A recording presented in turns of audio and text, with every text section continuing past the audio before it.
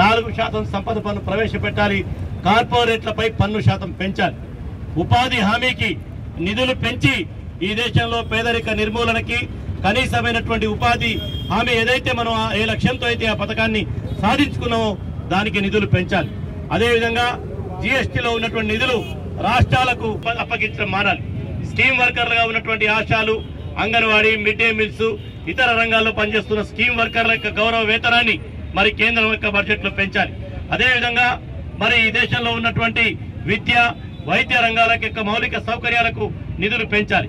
ఆహార సబ్సిడీ రంగం ఏదైతే ఉందో మరి ఫేర్ఫెల్ షాపుల ద్వారా కానీ ఇతర దాని ద్వారా ఆహార సబ్సిడీలకు నిధులు పెంచాలి.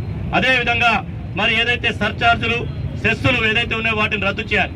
ఆ రకంగా మరి వాళ్ళ దేశంలో ప్రజల ఎజెండాగా ఈ బడ్జెట్ రావాలన్నదే వామపక్ష పార్టీల ఎజెండా. అంటే ఇది ప్రజల ఎజెండా.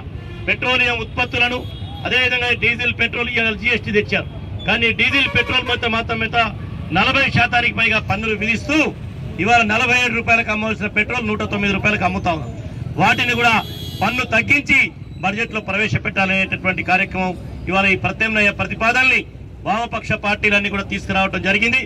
ఏదేమైనా గతంలో అనేక ప్రభుత్వాలు బడ్జెట్ ప్రవేశపెట్టినాయి. ఆనాడు కూడా కొన్ని ప్రజా వ్యతిరేక విధానాలకు వ్యతిరేకంగా మనం పోరాడినాం. కానీ ఇవాళ మొత్తంగా 2025 నరేంద్ర మోడీ ప్రభుత్వ బడ్జెట్ ఇది ప్రజా వ్యతిరేక, దేశ వ్యతిరేక, కార్మిక రైతాంగం కనీస మద్దతు ధర కోసం పోరాడుతూ ఉంటే వందల మంది చచ్చిపోయి వాళ్ళ పోరాటం కొనసాగిస్తాం. దాని ఊసలేదు. అందుకని ఇది రైతుల వ్యతిరేకమైంది, కార్మిక వ్యతిరేకమైంది, విద్య వైద్య రంగాలను నిర్వీర్యపరిచేది, సామాజికంగా వెనుకబడినటువంటి పేద వర్గాలు, బలహీన వర్గాల వ్యతిరేక బడ్జెట్ ఇది. ఈ బడ్జెట్ ని మార్చాలా, దీన్ని రద్దు చేయాలా, ఈ ప్రత్యామ్నాయ ప్రతిపాదనలు బడ్జెట్ లో అమలు చేయాలని చెప్పి ఇవాళ వామపక్ష పార్టీలని ఐక్యంగా పోరాడుతా ఉన్నాయి. ఈ పోరాటానికి ప్రజల యొక్క మద్దతు కావాలని కోరుతూ భారత కమ్యూనిస్ట్ పార్టీ, సిపిఐ తరఫున, వామపక్ష పార్టీల తరఫున మీ అందరికీ హృదయపూర్వక ధన్యవాదాలు.